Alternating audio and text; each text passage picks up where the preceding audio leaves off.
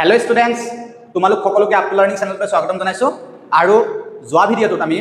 সমানুপাত টপিকটোৰ ওপৰত আমি পঢ়িছিলো আৰু আজি এই ভিডিঅ'টোত আমি সমানুপাত টপিকটোৰ ওপৰত থকা যেটো ৰিভিজন 1 যেটো অনুশীলনী হয় হেতু আজি আমি ডিসকাস কৰিম আৰু বলা আজি ভিডিঅ'টো আমি স্টাৰ্ট কৰো সো স্টুডেন্টস এতিয়া আমি ৰিভিজন 1 অৰ 1 নম্বৰ কোৱেশ্চনটো চাও ইয়াতে দিয়া আছে তলৰ কোনটো অনুপাত একোটা সমানুপাত হ'ব গতিকে আমি ইয়াতে চাৰিটা আছে গতিকে চাৰিটাৰে কোনটো সমানুপাতত আছে আমি এটা চাও গতিকে ইয়াতে আমাৰ প্ৰথম এ নম্বৰ কোৱেশ্চনটো এটো আমাৰ দিয়া আছে এটো যদি আমি সলভ কৰো ইয়াতে আমি 12:21 টো আমি এনেকৈ লিখিব পাৰো 12:21 ইয়াক আমি 12 divide 21 বুলি লিখিব পাৰো ইকুৱেল 12 টোক আমাৰ 3 ৰে 4 বাৰ যায় গতিকে আমি ইয়াত 4 বুলি লিখিব পাৰো আৰু 21 টোক 3 ৰে 7 বাৰ যায় গতিকে ইয়াত 7 বুলি লিখিব পাৰো আকৌ একেদৰে এটুকো আমি 32:56 টোক আমি 32 divide 56 বুলি লিখিব পাৰো আৰু 32 টোক 8 ৰে 4 বাৰ যায় আৰু 56 ক আমাৰ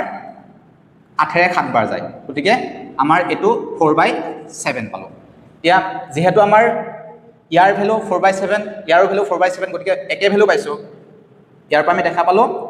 12:21 আৰু 12:21 ইকুৱেল 32:56 হয় গতিকে আমি ক'ব পাৰো গতিকে 12:21 আৰু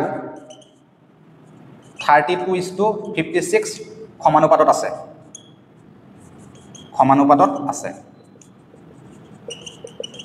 আছে ইয়াৰ পিছৰটো চাও আমি একেদৰে এটো যদি সলভ কৰো 18:30 ইয়াক আমি লিখিব পাৰো 18 divide 30 এতিয়া আমি 18 টোক আমাৰ 6 ৰে 3 বাৰ যায় গতিকে আমাৰ আৰু 30 টোক আমাৰ 6 ৰে 5 বাৰ যায় আমি এটো 3/5 বুলি লিখিব লগ ষ্ট্ৰাকাৰত ইয়াৰ পিছত আমাৰ 14 আৰু 21 আছে তে 14:21 গতিকে ইয়াকো আমি 14 divide 21 হিচাপে লিখিব পাৰো তে 14 টোক আমাৰ খাতেৰে দুবাৰ যায় আৰু খাতেৰে 21 টোক 3 বাৰ যায় গতিকে আমি এটো 2/3 বুলি লিখিব পাৰো ইয়াতে চোৱা ইয়াৰ ভ্যালুটো 3/5 আৰু ইয়াৰ ভ্যালুটো 2/3 ওলাইছে গতিকে আমাৰ এটা চোৱা 18:30 does not equal to 14:21 গতিকে আমাৰ 14:21 আৰু 18:30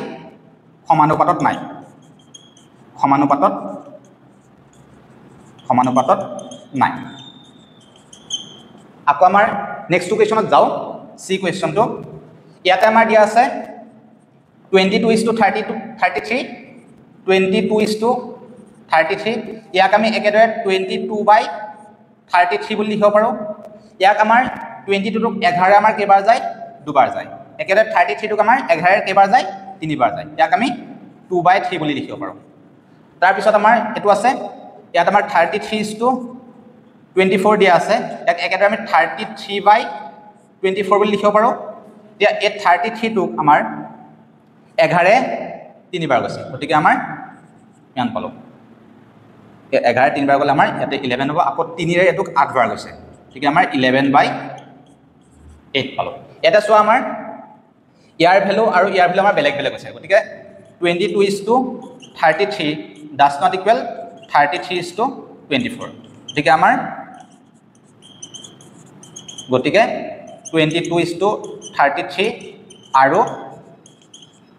33:24 সমানুপাতত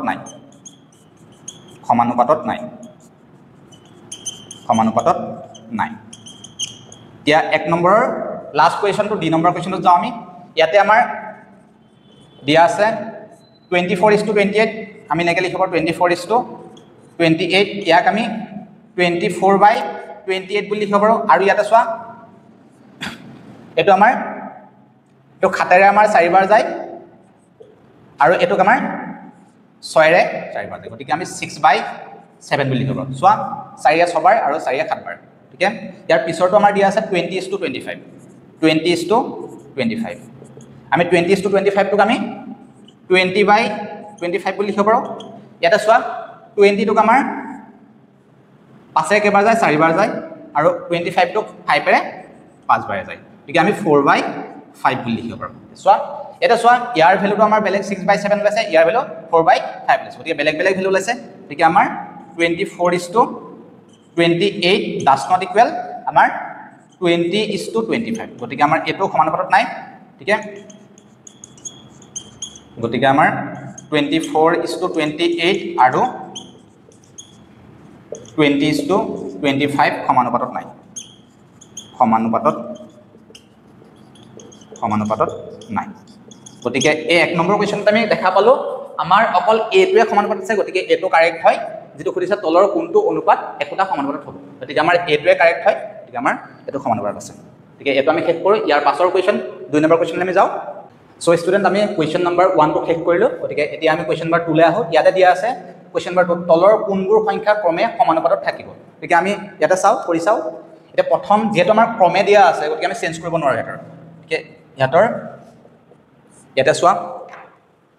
এটোত আমাৰ 2 6 6 8 দিয়া আছে ইয়াৰ প্ৰথম দুটাৰ আমি 2:6 যদি লও ইয়াৰ 2:6 ক আমি 2/6 বুলি লিখিম ইয়া 2 ৰে 2 এবাৰ যায় আৰু 6 ক 2 ৰে 3 বাৰ যায় গতিকে ইয়াৰ পৰা আমি পাও 1/3 আৰু ইয়াৰে আমাৰ 6 আৰু 8 থাকিলে গতে 6:8 টোক আমি লিখিব পাৰো 6/8 এতিয়া এটোক চোৱা 2 ৰে আমাৰ 3 বাৰ যায় আৰু 2 ৰে 4 বাৰ যায় ইয়াতে চোৱা 3/4 পাইছো এটা চোৱা এটাকে আমাৰ ইয়াৰ ভ্যালু আৰু ইয়াৰ ভ্যালু আমাৰ বেলেগ বেলেগ আছে গতিকে আমি 2:6 does not equal 6:8 ইয়াতে হল আমাৰ বেলেগ বেলেগ আছে পিছৰ কোৱেশ্চনলৈ যাও আমি 2 বি টোলৈ যাও ইয়াতে আমাৰ দিয়া আছে আমি প্ৰথমতে যেটো ক্ৰমে কৈছে এটো আমি লৈ লও 10:20 ইয়াতে আমাৰ দিয়া আছে 10:20 গতিকে আমি 10:20 টো কেনেকৈ লিখিব পাৰো ইয়াতে চোৱা এটা গলে আমাৰ থাকে 1/2 নেক্সট আমাৰ এটো লও 30 টো আমাৰ 60 দিয়া আছে আমি 30/60 বুলি লিখিব পাৰো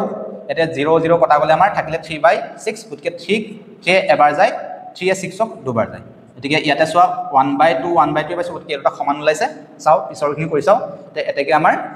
10:20 ইকুৱেল 30:60 হয় ইয়াৰ পিছৰ কোৱেশ্চনলৈ যাও সি ইয়াত চাও আমাৰ দিয়া আছে p/pq এটোক আমি p/pq বুলি লিখিব পাৰো এতিয়া ইয়াতে ওপৰটো p আছে তলটো p আছে p কাটলে ইয়াত 1 টা থাকিব গতিকে আমি 1/q পাম ইয়াৰ পিছত আমাৰ এটো পাৰ্ট আছে p² q square ইয়াক আমি p² q divide q square বুলি লিখিব পাৰো এটা চোৱা q আৰু ইয়াত q square আছে গতিকে q এটা আৰু ইয়াৰ এটা যদি কটাকটি কৰা আমাৰ এটা থাকিব গতিকে আমাৰ p² থাকিব আমাৰ q এটা চোৱা আমাৰ ইয়াৰ ভ্যালু 1/q আৰু ইয়াৰ ভ্যালু p² ওলাইছে গতিকে এটো বেলেগ বেলেগ ওলাইছে গতিকে আমাৰ p/pq does not equal p² q square ইয়াত বেলেগ বেলেগ গতিকে সমানুপাতত নাথাকিব এটো ইয়াৰ পিছৰ ডি নম্বৰ কোৱেশ্চনটো সলভ কৰিলে আমাৰ ইয়াতে আমাৰ 6 আৰু 20 দিয়া আছে 6 আমি 20 বুলি লিখিব পাৰো ইয়াক 6/20 বুলি লিখিব পাৰো এটা 6/20 ক আমি কেনেকৈ লিখিব পাৰো এটো যদি 2 এ কাটো 3 বাৰ যাব এটো যদি 2 এ কাটো 10 বাৰ যাব গতিকে 3/10 থাকিব নেক্সট আমাৰ 4:30 আছে 4/30 বুলি লিখিব পাৰো ইয়া 4 টোক আমি 2 এ কাটিলে দুবাৰ আৰু 30 টোক 2 এ কাটিলে আমাৰ 15 বাৰ গতিকে 2/15 পাও তে ইয়াতে চোৱা আমাৰ এটাকে বেলেগ বেলেগ ভ্যালু ওলাইছে 6:20 does not equal আমাৰ 4:30 ঠিক আছে ইয়াৰ পৰা আমি দেখা পালো যে আমাৰ b টোৱে সমানুপাতত আছে গতিকে আমাৰ b এনসাৰটোৱে সমানুপাতত আছে বাকি আমাৰ a c d এটো সমানুপাতত নাই এটো সমানুপাতত নাই আৰু এটো সমানুপাতত নাই গতিকে আমাৰ b টোৱে সমানুপাতত আছে গতিকে আমি কোৱেশ্চন নম্বৰ 2 টো বুজি পালো এতিয়া আমি কোৱেশ্চন নম্বৰ 3 লৈ যাম সো ষ্টুডেন্ট আমি কোৱেশ্চন নম্বৰ 1 আৰু 2 শেষ কৰিলো গতিকে আমি 3 কোৱেশ্চন নম্বৰ 2 লৈ আহো ইয়াৰে 3 ৰোমান 1 টো দিয়া আছে বৃত্তৰ কালি a = πr² আমি জানো সকলোৱে বৃত্তৰ কালি πr² ইয়াত কৈছে যদি a বাহে তেন্তে r ডেশ r কি হ'ব ঠিক আছে আমাৰ চোৱা এটা বৃত্ত এটা যদি আমাৰ বৃত্ত হয় এই বৃত্তটো আমাৰ